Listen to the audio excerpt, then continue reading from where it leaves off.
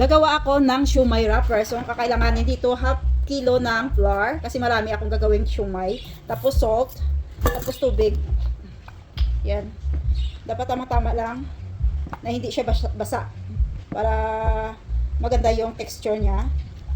Yan, dandahan na yung paglagay ng tubig. Yan siya.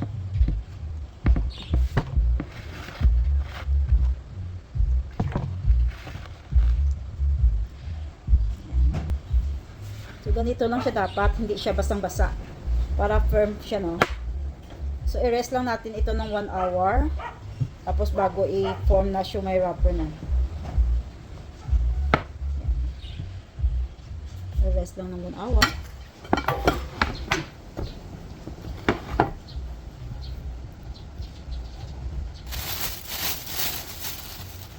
Sprinkled ng flour. Ano to, ng cassava flour.